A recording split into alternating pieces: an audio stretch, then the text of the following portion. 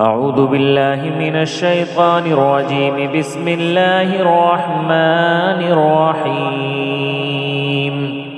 الحمد لله الذي أنزل على عبده الكتاب ولم يجعل له عوجا قيما لينذر بأسا شديدا من لدنه ويبشر المؤمنين الذين يعملون الصالحات أن لهم أجرا حسنا ماكثين فيه أبدا وينذر الذين قالوا اتخذ الله ولدا ما لهم به من علم ولا لآبائهم كبرت كلمة تخرج من أفواههم إن يقولون إلا كذبا فلعلك باخع نفسك على آثارهم إن لم يؤمنوا بهذا الحديث أسفا إنا جعلنا ما على الأرض زينة لها لنبلوهم أيهم أحسن عملا وإنا لجاعلون ما عليها صعيدا جرزا أم حسبت أن أصحاب الكهف والرقيم كانوا من آياتنا عجبا إذ أوى الفتية إلى الكهف فقالوا ربنا آتنا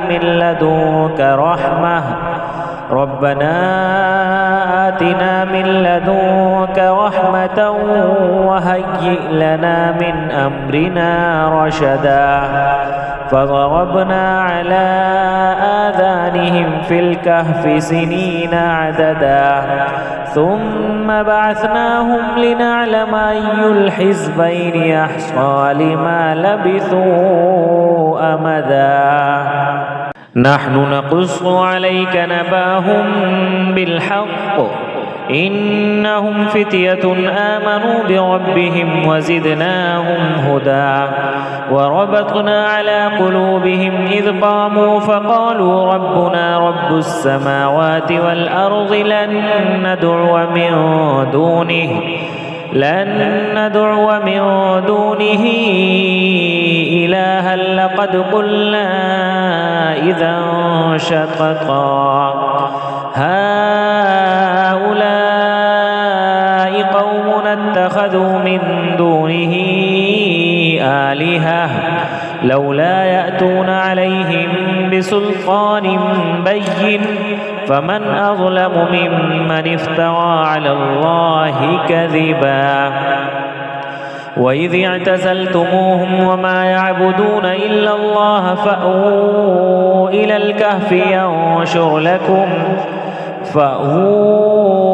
الكهف ينشر لكم ربكم من رحمته ويهيئ لكم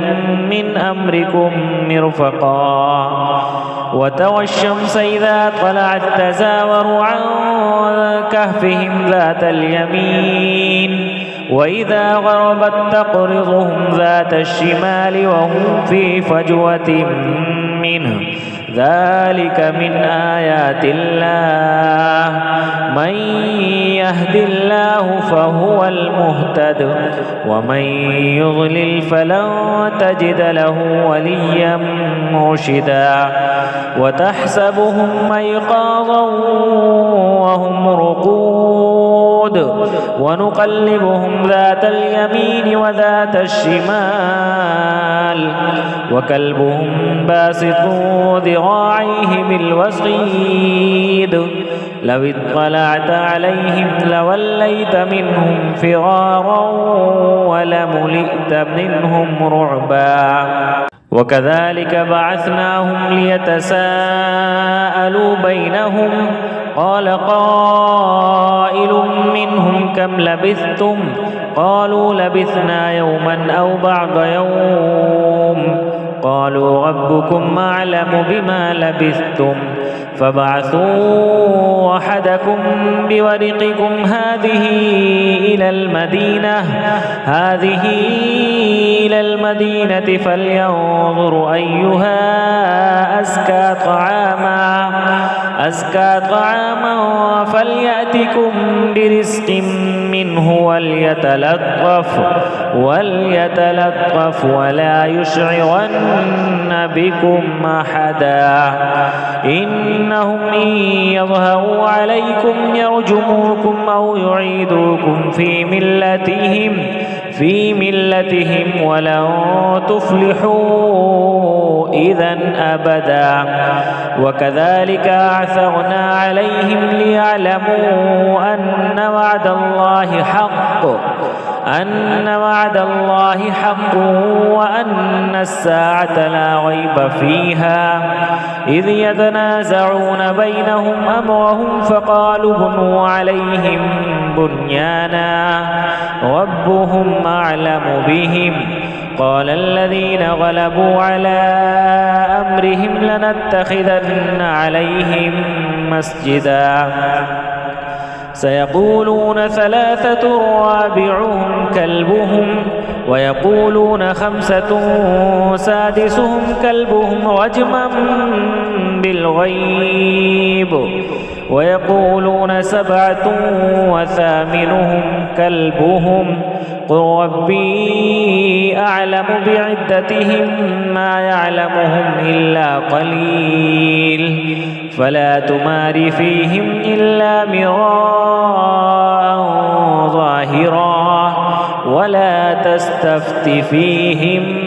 منهم أحدا ولا تقولن لشيء إني فاعل ذلك غدا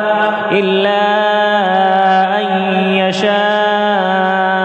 الله واذكر ربك إذا نسيت وقل عسى أن يهديني ربي لأقرب من هذا رشدا ولبثوا في كهفهم 300 سنين وازدادوا 9 قل الله أعلم بما لبثوا له غيب السماوات والأرض أبصر به وأسمع ما لهم من دونه من ولي ولا يشرك في حكمه أحدا واتل ما أوحي إليك من كتاب ربك لا مبدل لكلماته ولن تجد من دونه ملتحدا واصبر نفسك مع الذين يدعون ربهم بالغداة والعشي يريدون وجهه ولا تعد عيناك عنهم تريد زينة الحياة الدنيا ولا تطع من أغفلنا قلبه عن ذكرنا واتبع هواه وكان أمره فرطا وقل الحق من ربكم فمن شاء فليؤمن ومن شاء فليكفر إنا أعتدنا للظالمين نارا أحاط بهم سرادقها وإن يستغيثوا يغاثوا بماء كالمهل يشوي الوجوه بئس الشراب وساءت مرتفقا إن الذين آمنوا وعملوا الصالحات إنا لا نضيع أجر من أحسن عملا أولئك لهم جنات عدن تجري من تحتهم الأنهار يحلون فيها من أساور من ذهب ويلبسون ثيابا خضرا من سندس واستبرق متكئين فيها على الأرائك نعم الثواب وحسنت مرتفقا. واضرب لهم مثلا رجلين جعلنا لأحدهما جنتين من أعناب وحففناهما بنخل وجعلنا بينهما زرعا كلتا الجنتين آتت أكلها ولم تظلم منه شيئا وفجرنا خلالهما نهرا وكان له ثمر فقال لصاحبه وهو يحاوره أنا أكثر منك مالا وأعز نفرا ودخل جنته وهو ظالم لنفسه قال ما أظن أن تبيد هذه أبدا وما أظن الساعة قائمة ولئن رددت إلى ربي لأجدن خيرا منها منقلبا. قال له صاحبه وهو يحاوره أكفرت بالذي خلقك من تراب ثم من نطفة ثم سواك رجلا لكن هو الله ربي ولا أشرك بربي أحدا. ولولا إذ دخلت جنتك قلت ما شاء الله لا قوة إلا بالله إن ترني أنا أقل منك مالا وولدا فعسى ربي أن يؤتيني خيرا من جنتك ويرسل عليها حسبانا من السماء فتصبح صعيدا زلقا أو يصبح ماؤها غورا فلن تستطيع له طلبا وأحيط بثمره فأصبح يقلب كفيه على ما أنفق فيها وهي خاوية على عروشها ويقول يا ليتني لم أشرك بربي أحدا ولم تكن له فئة ينصرونه من دون الله وما كان منتصرا. هنالك الولاية لله الحق هو خير ثوابا وخير عقبا. واضرب لهم مثل الحياة الدنيا كماء أنزلناه من السماء فاختلط به نبات الأرض فأصبح هشيما وتذروه الرياح وكان الله على كل شيء مقتدرا. المال والبنون زينة الحياة الدنيا والباقيات الصالحات خير عند ربك ثوابا وخير أملا. ويوم نسير الجبال وترى الأرض بارزة وحشرناهم فلم نغادر منهم أحدا وعرضوا على ربك صفا لقد جئتمونا كما خلقناكم أول مرة بل زعمتم أن لن نجعل لكم موعدا. ووضع الكتاب فترى المجرمين مشفقين مما فيه ويقولون يا ويلتنا ما لهذا الكتاب لا يغادر صغيرة ولا كبيرة إلا أحصاها ووجدوا ما عملوا حاضرا ولا يظلم ربك أحدا. وإذ قلنا للملائكة اسجدوا لآدم فسجدوا إلا كان من الجن ففسق عن أمر ربه أفتتخذونه وذريته أولياء من دوني وهم لكم عدو بئس للظالمين بدلا ما أشهدتهم خلق السماوات والأرض ولا خلق أنفسهم وما كنت متخذ المضلين عضدا ويوم يقول نادوا شركائي الذين زعمتم فدعوهم فلم يستجيبوا لهم وجعلنا بينهم موبقا ورأى المجرمون النار فظنوا أنهم مواقعوها ولم يجدوا عنها مصرفا ولقد صرفنا في هذا القرآن للناس من كل مثل وكان الإنسان أكثر شيء جدلا وما منع الناس أن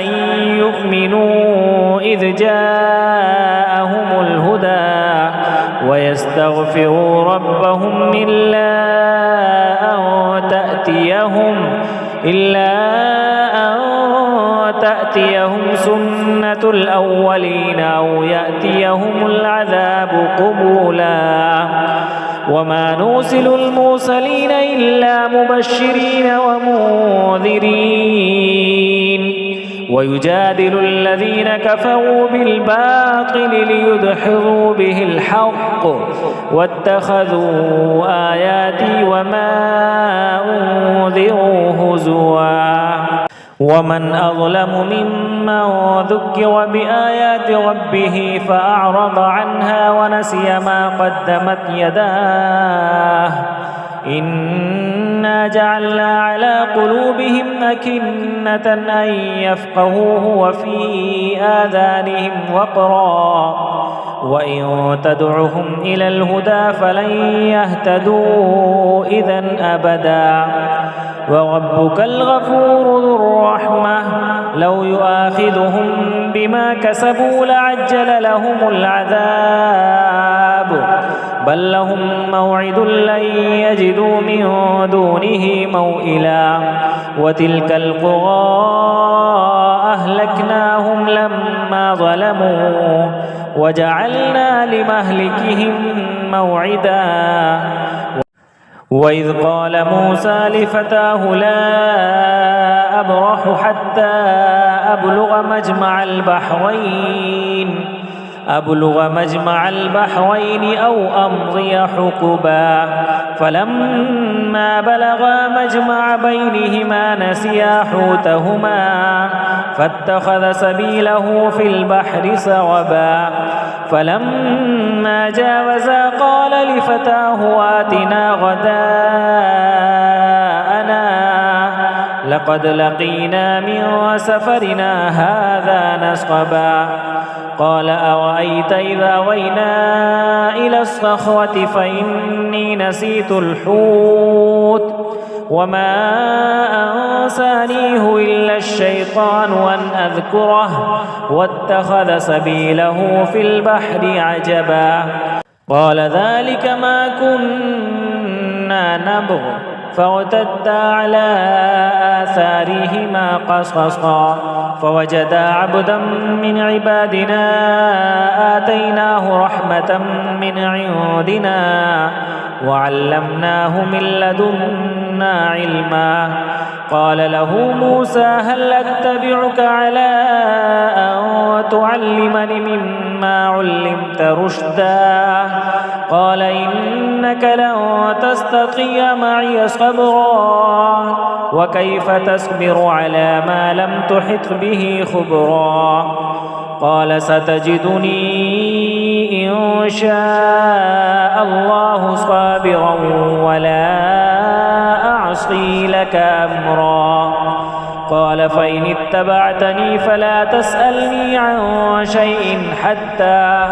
حتى أحدث لك منه ذكرا فانطلقا حتى إذا ركبا في السفينة خرقها قال خرقتها لتغرق أهلها لقد جئت شيئا إمرا قال ألم نقل إنك لن تستطيع معي صبرا قال لا تؤاخذني بما نسيت ولا ترهقني من أمري عسرا فانطلقا حتى إذا لقيا غلاما فقتله قال قتلت نفسا زكية بغير نفس لقد جئت شيئا نكرا قال ألم أقل لك إنك لن تستطيع معي صبرا قال إن سألتك عن شيء بعدها فلا تصاحبني قد بلغت من لدني عذرا فانطلقا حتى إذا أتيا أهل قرية استطعما أهلها فأبوا أن يضيفوهما فوجدا فيها جدارا يريد أن ينقض فأقامه قال لو شئت لاتخذت عليه أجرا قال هذا فراق بيني وبينك سأنبئك بتأويل ما لم تسطع عليه صبرا أما السفينة فكانت لمساكين يعملون في البحر فأردت أن أعيبها وكان وراءهم ملك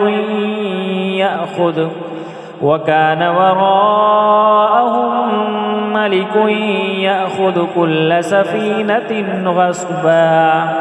وأما الغلام فكان أبواه مؤمنين فخشينا أن يرهقهما طغيانا وكفرا فأردنا أن يبدلهما ربهما خيرا منه زكاة وأقرب رحما وأما الجدار فكان لغلامين يتيمين في المدينة وكان تحته كنز لهما وكان أبوهما صالحا فأراد ربك أن يبلغا أشدهما ويستخرجا كنزهما رحمة من ربك وما فعلته عن أمري ذلك تأويل ما لم تسطع عليه صبرا ويسألونك عن ذي القرنين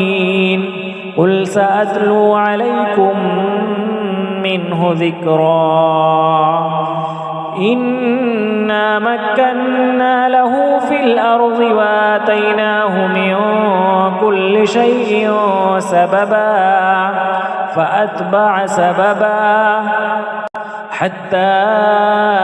إذا بلغ مغرب الشمس وجدها تغرب في عين حمئة ووجد عندها قوما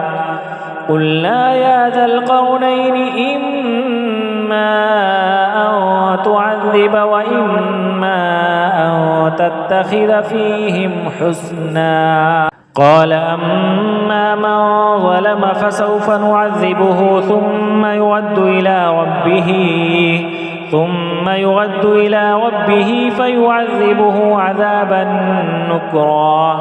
وأما من آمن وعمل صالحا فله جزاء الحسنى وسنقول له من أمرنا يسرا ثم أتبع سببا حتى إذا بلغ مطلع الشمس وجدها تطلع على قوم لم نجعل لهم من دونها سترا كذلك وقد أحطنا بما لديه خبرا ثم أتبع سببا حتى إذا بلغ بين السدين وجد من دونهما قوما لا يكادون يفقهون قولا قالوا يا ذا القرنين إن يأجوج ومأجوج مفسدون في الأرض فهل نجعل لك خرجا على أن تجعل بيننا وبينهم سدا قال ما مكني فيه ربي خير فأعينوني بقوة أجعل بينكم وبينهم ردما آتوني زبر الحديد حتى إذا ساوى بين الصدفين قال انفخوا حتى إذا جعله نارا قال آتوني أفرغ عليه قطرا فما استطاعوا أن يظهروه وما استطاعوا له نقبا قال هذا رحمة من ربي فإذا جاء وعد ربي جعله دكا وكان وعد ربي حقا وتركنا بعضهم يومئذ يموج في بعض ونفخ في الصور جمعا وعرضنا جهنم يومئذ للكافرين عرضا الذين كانت أعينهم في غطاء عن ذكري وكانوا لا يستطيعون سمعا أفحسب الذين كفروا أن يتخذوا عبادي من دوني أولياء أعتدنا جهنم للكافرين نزلا قل هل ننبئكم بالأخسرين أعمالا الذين ضل سعيهم في الحياة الدنيا وهم يحسبون أنهم يحسنون صنعا أولئك الذين كفروا بآيات ربهم ولقائه فحبطت أعمالهم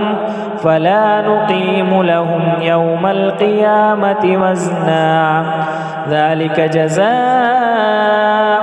جهنم بما كفروا واتخذوا آياتي ورسلي هزوا إن الذين آمنوا وعملوا الصالحات كانت لهم جنات الفردوس نزلا خالدين فيها لا يبغون عنها حولا قل لو كان البحر مدادا لكلمات ربي لنفد البحر قبل أن تنفد كلمات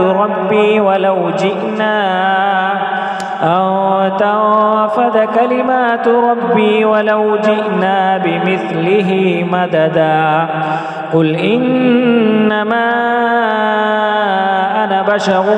مثلكم يوحى إلي أنما إلهكم إله واحد فمن كان يرجو لقاء ربه فليعمل عملا صالحا ولا يشرك بعبادة ربه أحدا.